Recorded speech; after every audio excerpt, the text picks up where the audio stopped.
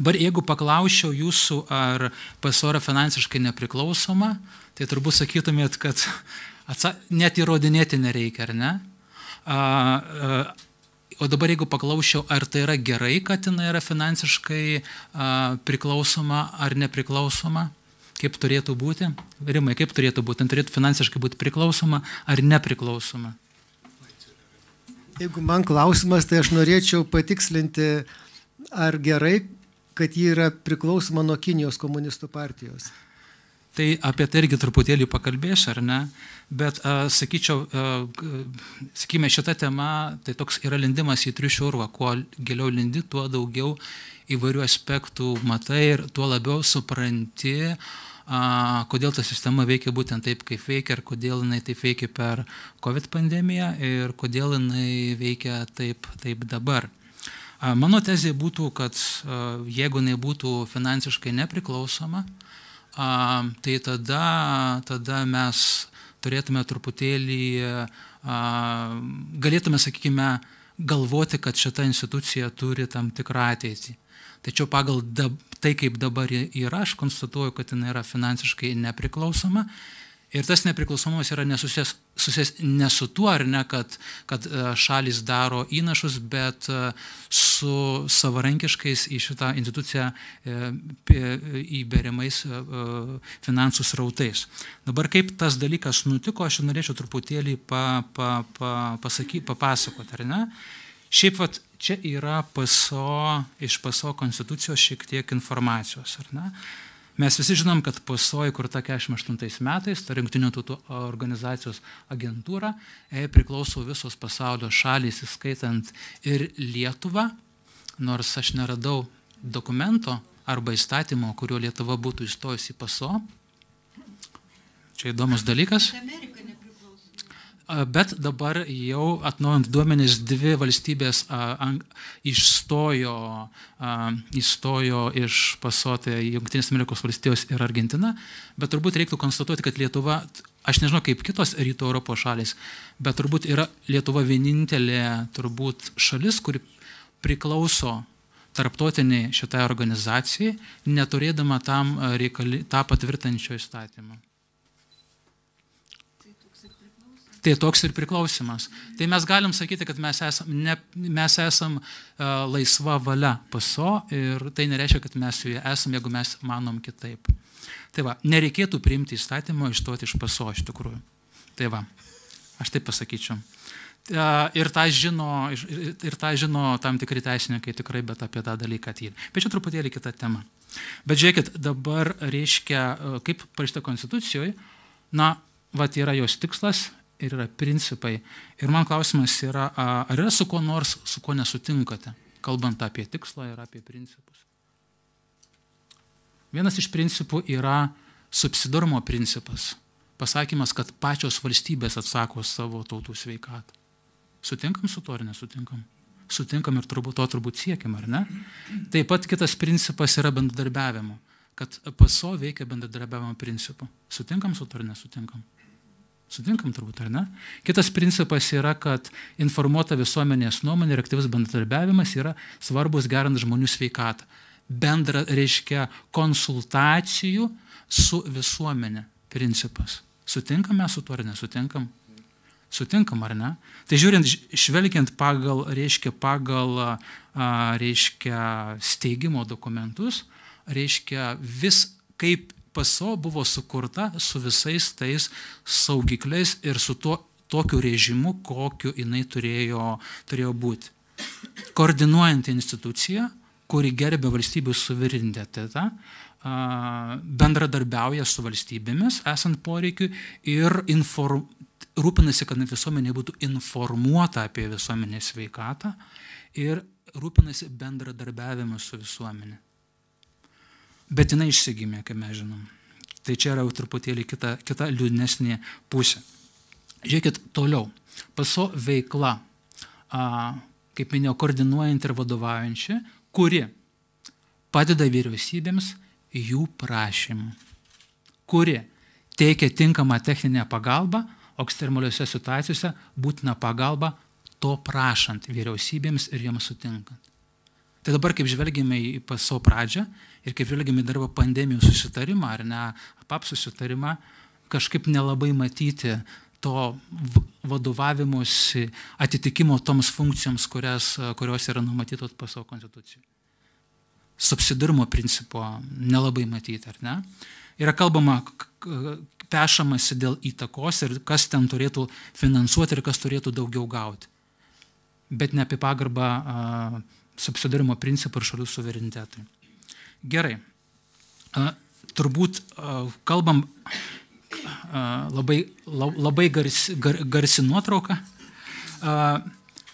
Dabar reiškia, kodėl kalbama apie pasitikėjimą šitam kontekste kaip institucijos. Tai čia turbūt aš daug citatų iš tikrųjų radau ir kažkada, kai Šimonytė tą frazę pasakė, kad reiškia morka neveikia, reikia botago, tada aš Facebook'e surašiau daug citatų iš tarptautinių organizacijų, kurios priešingai akcentavo, kad visos visuomenės sveikatos užtikrinimo priemonės, ypatingai tokiuose ekstremaliuose situacijose, jos turi būti paremtos pasitikėjimu. Ir viena citata, kuri turbūt man, kurią iškėliau, buvo šita. Čia datą atkreipė 20 metų, Liepos mėnesis, po pirmos pandemijos bangos, Jungtinių tautų specialusis pranešėjas dėl žmogaus teisės turėti kuo geriausią fizinę ir psichinę sveikatą raportą atliko, įvertino pirmosius lockdownus, pirmasias taikytų priemonių uždarimų pasiekmes, izoliacijos pasiekmes ir pasakė, reiškia ištarme, kad šalyse, kurios laikosi tam tikrų principų ir kuriuose žmonės pasitikė valdžia, atrodo, kad gyvybių netekčių ir sutrikimo buvo mažiau. Čia yra turėta tarp eilučių Švedija. Tai konstatacija tokia. Tai tas pasitikėjimas turbūt yra labai labai svarbus ir tas nepasitikėjimas PSO, nežinau, ar su manim sutiksit ar ne, bet man atrodo, kad būtent COVID pandemijos metu iš esmės pasitikėjimas PSO sužlugo. Turbūt niekas iki COVID pandemijos nesvarstė klausimo, ar mes pasitikim PSO ar nepasitikim, gal kai kurie tik ekspertai, bet visuomenės pasitikėjimas šitą instituciją galutinai sužlugo per COVID pandemiją. Ir dabar kokios yra priežastys, čia aš pateikiau kelias, bet noriu labiausiai turbūt šiandien akcentuoti vieną, kuris man pačiam kėlė, taip sakant, vidinį prieštaravimą. Vėluojanti reakcija, suprantu, politiniai įtakai, suprantu, prieštaringos rekomendacijos, galiu suprasti, naujas koronavirusas, neaišku, kaip ten reaguoti ir taip toliau. Tai reikia, tai nereikia kaukių ir taip toliau. Bet ko aš nesupratau, ir turbūt Rimas man pritars, aš nesupratau, kodėl PSO neturėjo kritiško požiūrio į vakcinaciją nuo COVID skirtų preparatų kritiško požiūrio į tuos vadinamuosius preparatus, kodėl buvo šito kritiško požiūrio stoka. O juk erdvės, juk tam buvo, mes žinom, per kiek laiko buvo ta vakcina sukurta, tai taigi reiškia tiek preparato dizainas, tiek ir klinikinių tyrimų trukmė, tiek ir pagamintų preparatų rizikos ir naudos santykių vertinimas, tiek jų taikymo epidemiologinis pagrįstumas, ar ne? Taigi taikyti masinę vakcinaciją epidemijos įkarštyje, ar ne? Tuo pačiu būdu paskatina, padidinant sergamumą, ar ne? Jų gamybos ir tiekimo organizavimas, visi tie dalykai, daug dalykų. Ir kritiško požiūrio šitoje vietoje nebuvo. Ir tas klausimas man kyla tada, būtent per šitą aspektą, to kritiško požiūrio stoka, kuo jinai buvo nulemta. Ir man atrodo, kad šitoje vietoje PSO būtent buvo suvaržyta finansiškai. Nes tai, ką mes matom dabar, rezultatą viso to proceso, aš sakyčiau, PAP sistema, kuri dabar yra svarstoma, kuria ketinama įsteigti tokį pasaulinį vakcinų UABą, tai reiškia kolektyviai užpirkti vakcinų gamybą ir kolektyviai skirstyti, ar ne? Tai čia yra labai didelė finansinė iš to nauda. Ir PASO kaip šitoje vietoje kaip koordinuojant instituciją, skamba labai įtartinai. Galim diskutuoti, ar gali ar negali būti tas modelis, bet tas finansinis interesas šitoje vietoje ir kelia labai daug klausimų. Ir tada aš pradėjau gilintis, sakykime, galimai, kodėl to kritiško požiūrio nėra, galima žiūrėti iš įvairių perspektyvų, iš politinės perspektyvos, iš politikorektiškumo perspektyvos ir taip toliau, bet jeigu pažiūrė, kaip aš pažiūrėjau iš PASO finansavimo perspektyvos, aš supratau, kodėl to kritiško požiūrio nebuvo. Gerai, tai dabar pirmiausia, kalbant apie patį finansavimą, reiktų pasakyti keletą, irgi nuo pačios pradžios, lysti iki pačios šaknies. Kai PASO buvo įsteigta, modelis buvo toks, kad PASO finansuoja valstybės narės. Ar ne? Tai yra 56 straipsnis, reiškia patvirtinamas biudžetas, tai principas ir tas yra numatoma veikla į metus, tada paskaičiuojamas biudžetas, ką reikės per tuos metus padaryti, ar ne, ir tada paskaičiuojama, kokį reikės išlaidų, ir tada mes išlaidas paskirstume tarp šalių narių pagal tam tikrą sutartą matricą. Matrica buvo sutarta pagal šalių pajėgumą mokėti. Ar ne? Ten buvo keletas dalykų, tai įvertinamos bendros nacionalinės pajamos, valstybės skolos našta, pajamos vienam gyventojui ir taip toliau. Valstybės buvo iš esmės suskirstytos pagal tas 4 kategorijas: turtingiausios, 2 vidutinių pajamų kategorijų šalys ir mažiausio pajamų šalys, ir pagal tai skaičiuojamas koks įnašas. Ar ne? Ir logika yra turbūt, kad reiškia, yra biudžetas, paskirstai, ir tada jis sunaudoji. Reiškia, kitais metais kita veikla, jeigu veikla plečiasi, o normaliai su organizacija kiekviena veikla plečiasi, tai tada pakoreguoji ir perskirstai įmokas. Bet kas įdomus dalykas atsitiko? Reiškia, 80 metais kažkodėl tai PASO asamblėja nusprendžia įšaldo įnašų perskirstimą. Tai pritaiko tai vadinamą nulinio realaus BVP augimo politiką. Taip tariant, BVP auga, įnašai turėtų augti, tačiau įnašai yra įšaldomi. Išskyrus, jeigu, tai reiškia, buvo koreguojama įnašai pagal infliaciją. Ir man tada kyla klausimas, veikla plečiasi, įnašai įšaldomi. Kodėl? Ta prasme, tai priboja organizacijos galimybės veikti realiai, kažką padaryti. Toliau, 93 metais visiškai, sakant, įšaldoma, nes įvedamas nulinio nominalaus BVP augimo politika. Tai reiškia, net ir pagal infliaciją nėra koreguojami. Ir kaip Lietuva pradėjo mokėti 91 metais, kaip neva įstojo į PASO, tą patį įnašą moka ir dabar. Nors infliacija per tą laiką buvo tikrai didelė ir veiklos pobūdis išsiplėtė. Tada man klausimas, už ką jinai dirba. Ir čia tada mes turime tą triušį, kuris yra skrybėliai. 57 straipsnius, kuris numato, reiškia, galimybę reiškia, PASO gauti, reiškia, priimti ir administruoti organizacijai skirtas dovanas ir palikimus, jeigu jie atitinka organizacijos tikslus ir politiką. Labai įdomu. Dovanas ir palikimus. Aš esu teisininkas.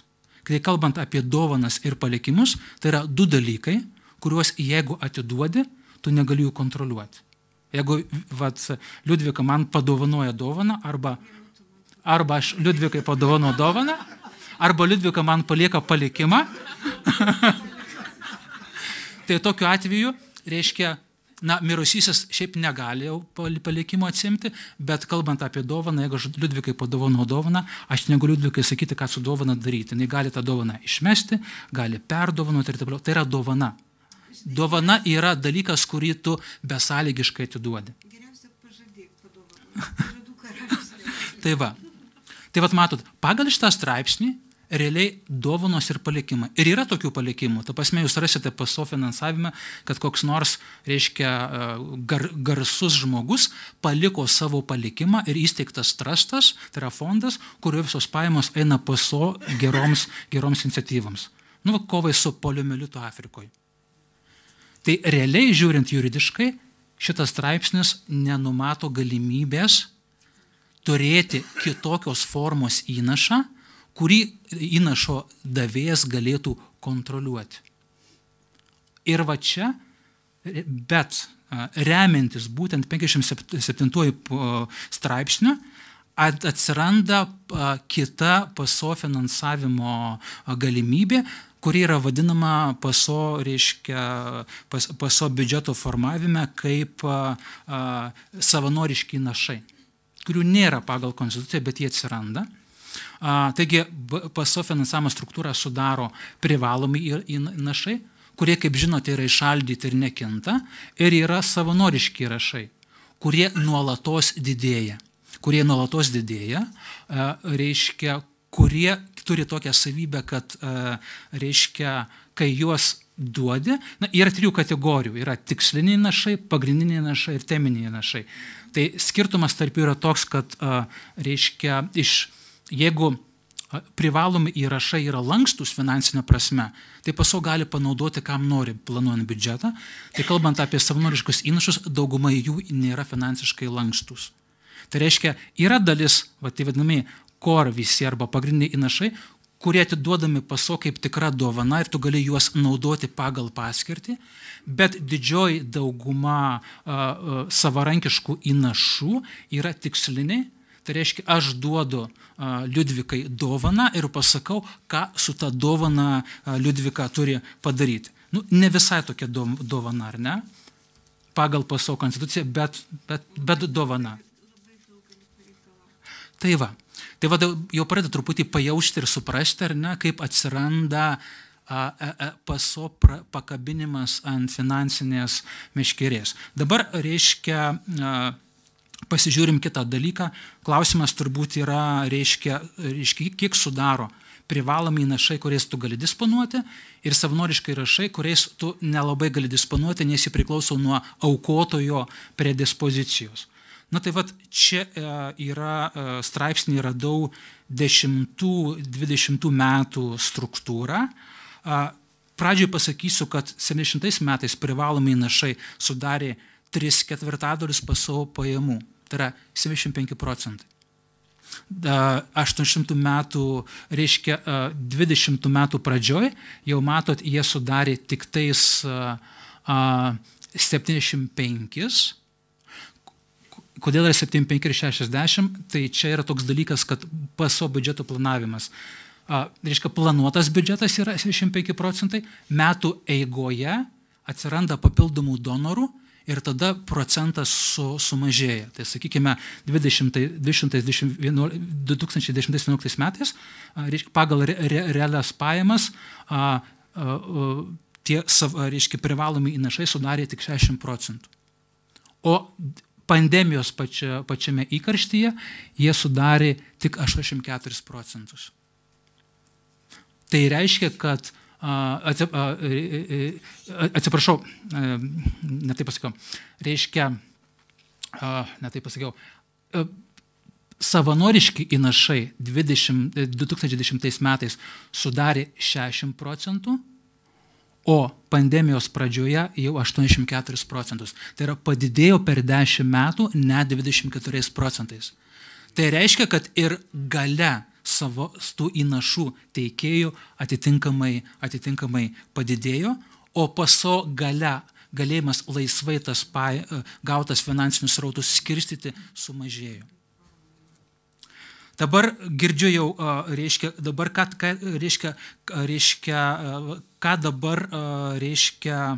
reiškia grįšiu prie to trijų tipų įnašų. Tiksliniai įnašai, pagrindiniai ir teminiai įnašai, ką reiškia praktinė prasme. Pavyzdžiui, paimkim poliomielito likvidavimą. Konkretus tikslas PSO, ar ne? Dabar valstybių įnašų nepakanka, tada reikia tikėtis, kad bus savanoriški įnašai. Tačiau savanoriški įnašai neaišku, jie bus ar nebus. Antras dalykas, reiškia, įnašas tikslinis, nebūtinai skirs poliomielitui.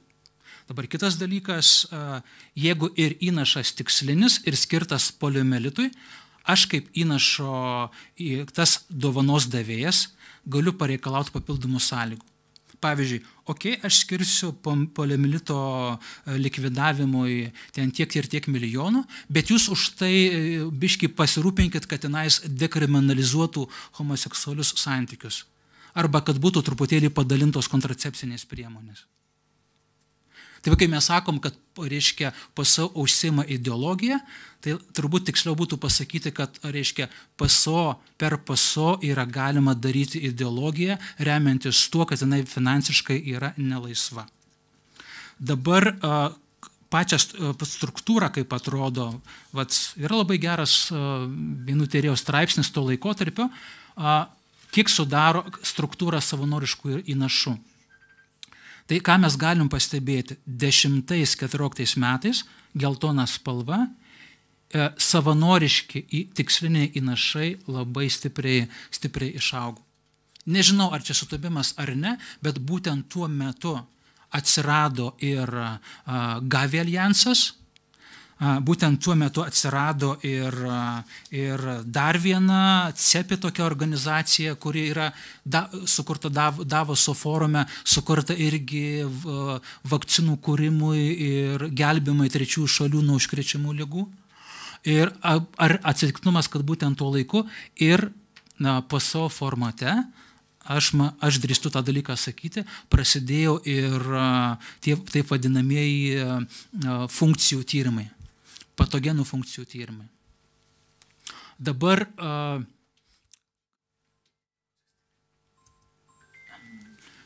klausimas turbūt yra pagal tipą, ar ne? Girdėjau, pasakant pharma, big pharma. Tai kaip yra įdomu iš tikrųjų. Jeigu žiūrint, kalbant apie savanoriškus įnašus, tai didžiausią dalį savanoriškų šalių įneša ne big pharma tiesiogiai, bet valstybės narės.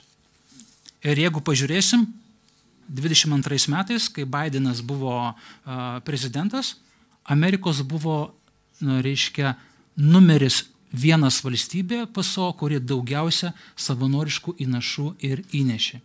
Antra skaidrė.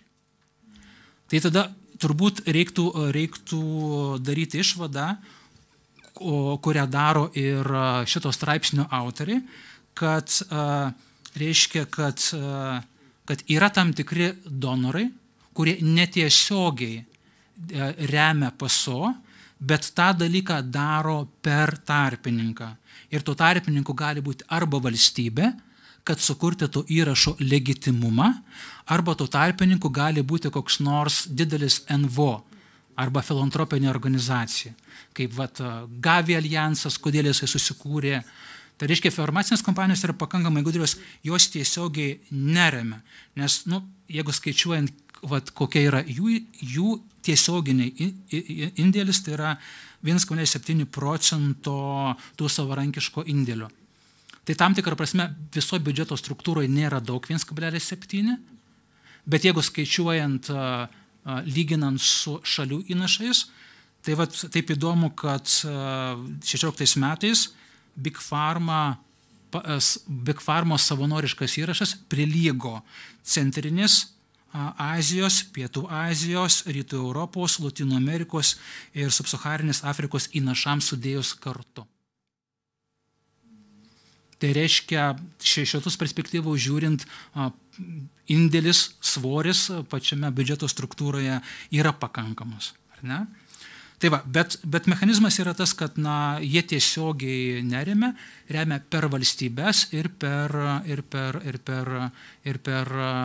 tam tikras nevyriausybinės filantropinės organizacijas kaip Gavi ir CEPI. Ir todėl šitoj vietoje Rimas yra teisus apie Kinų komunistų partiją, nes būtent Kinų komunistų partija yra viena iš tų valstybių, Kinija, kuri būtent tokiu būdu netiesiogiai finansuoja. Ir manau, kad čia turbūt ne Kinų komunistų partija, bet pasinaudojant Kinų komunistų partiją, duodant tam tikrus, kai mes vadinam atkatus, farmacinės kompanijos per tą valstybę duoda įnašus, kad nesimatytų, kad nebūtų galima atsekti tų finansinių srautų. Toks trumpas pastebėjimas, ar ne, kad būtent pandemijos laikotarpiu savanoriškų įnašų procentas išaugo net trečdaliu. Dalis, sakykime, buvo skirta pandemijai valdyti, bet tas pandemijai valdyti buvo kartu ir naudinga ir po to pirkti už tuos pinigus vakcinas ir tiekti, sakykime, trečio pasaulio valstybėms. Tai buvo naudinga ir finansinė ekonominė prasme. Tai čia irgi aš stengiuosi remtis mokslu, tikrų mokslu, kuris aiškiai pasakė, kad PASO su finansiniuose dokumentuose netiesa sako, kad jų dokumentuose nurodyta yra mažesnė suma savarankiškų įnašų, negu yra iš tikrųjų. Moksliškai įrodyta. O mes tikime mokslu. Ne? Dabar, reiškia, bandant apibendrinti, kas tada gaunasi šitoje vietoje. Ne, reiškia, kiti tokie Mikanhata ir Velveris apibendrinę, sakykime, daro tokią išvadą. Jie įvardina tokius 3 PASO biudžeto struktūrinius defektus. Tai reiškia, nepakankamas PASO finansavimo lygis, tai yra užšaldyti šalių narių įnašai, kurį tai lemia, tiesioginės kontrolės trūkumas, daugiau nei 60% jos lėšų atžvilgių, tai yra didelė suma. Ir trečias dalykas, nesubalansuotas dalyvavimas, kai daugiau nei 60% to savanoriško finansavimo gaunama tik iš 9 donorų. Ar tai būtų valstybės, arba tos korporacijos, ar alijansai, kitas klausimas. Bet 9, kurie iš esmės diktuoja politiką. Tai vat, matot, kas suformavo visą tą neigiamą atmosferą, tai pirmiausia, biudžeto stoka. Dėl biudžeto stokos atsiranda priklausomybė nuo savarankiškų įmokų, kurio neturėjo būti pagal PASO konstituciją, turėjo būti dovanos ir palikimai tik tais laisvai atiduoti. Tada atsiranda, reiškia, poreikis, reiškia, rėmėjų. Tada, reiškia, tie pagrindiniai rėmėjai, kurie jų yra ribotas skaičius. Ir tada ribotas skaičius turi galimybę ką daryti? Nustatyti prioritetus ir dominuoti. Ir kai turbūt Amerikos pasitraukimas ir buvo nulemtas to, kad šita sistema yra taip ydinga, kad jos iš esmės yra neįmanoma pataisyti. Paskutiniai PASO asamblėjoje buvo priimta rezoliucija dėl finansų, sakant, kad tie privalomi įnašai turi būti bent 50%, reiškia, ekspertų komisija sako, kad bent 66, o nepriklausoma ekspertų komisija, kad sako 100% turėtų būti, bet turbūt niekas tuo netikė. Ir Trumpas tuo netikė ir netikės.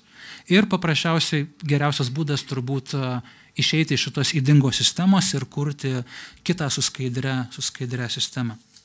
Tai čia tokie PASO struktūriniai defektai, kurie ir lemia PASO priklausomybę nuo kažko ir tada lemia o tai lemia į tam tikrą ydingą politiką. Ir mes galim kalbėti turbūt, vieno žodžio dar savokos nepaminėjau, labai įdomus žodis, kurį reikėtų naudoti kalbant apie PASO, tai yra filantrokapitalizmas. Tu kaip ir aukoji, bet realiai iš to darai navarą. Tai yra filantrokapitalizmas. Ir PASO sistema yra paremta būtent filantrokapitalizmo, sakykime, pasaulėžiūra. Ir šita esama sistema realiai yra naudinga farmacijos kompanijoms, kurios nori užsidirbti. Aišku, partnerystės gali būti, nes partnerystė tarp PASO, panašiai kaip ir privačių subjektų, panašiai kaip partnerystė valstybėje tarp verslo ir valstybės, gali būti naudinga. Bet esama struktūra yra tokia toksiška, kad jinai neleidžia garantuoti, kad nebūtų interesų konfliktų ir kad nebūtų finansinių piktnaudžiavimų. Jau turbūt Norite, kad baigčiau, Rimai Jankūnai? Nes aš dar keletą dalykų turiu, bet galima šitą palikti ir diskusijai po to. Aš bandžiau surasti, būtent pastebėjęs, kad gain of function tyrimai, tai yra virusų pagerinimo tyrimai, buvo pradėti 2010-2011 metais. Bandžiau paieškoti, ar PASO kiek finansavo. Žinokit, nėra informacijos. Nėra kategorijos atskiros, yra taip supainiota, kad išskaičiavau, kad apskritai virusų pažinimo reiškia tyrimams sveikatai yra skiriama maždaug apie 200 milijonų JAV dolerių per metus, kiek iš jų buvo skirta tiems tyrimams susijęs su gain of function, reiškia su eksperimentavimu su koronavirusu ir su kitais dalykais, nėra aišku. Bet įdomu yra tai, kad reiškia PASO neigė, ir fact-checkeriai jūs patikrins, kad PASO niekada neskatino tokių tyrimų. Žinot, yra ta teorija. Ta teorija, ar ne, kad koronavirusas atsirado arba peršokus virusui nuo paukščio ant žmogaus, ir kita teorija, kad pabėgo iš laboratorijos. Aš žinau, reiškia, kad jūsų požiūrį šiuo klausimu, bet man patinka įrodymai. Tai pirmas dalykas, aš finansiškai jau parodžiau, kad padidėjo tyrimai būtent virusų, kas implikuoja, kad galėjo būti skiriamas finansavimas ir gain of function tyrimams.